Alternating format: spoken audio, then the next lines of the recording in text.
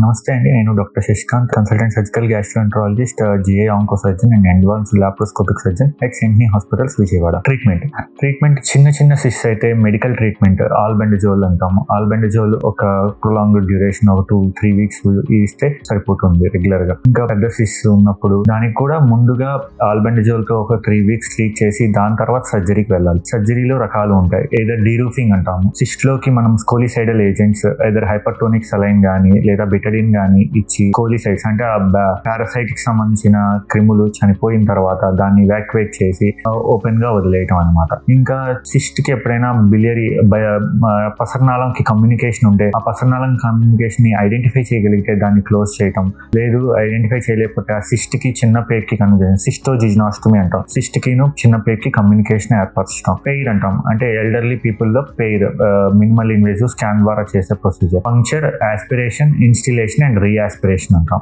దీని ద్వారా చికిత్స చేయవచ్చు.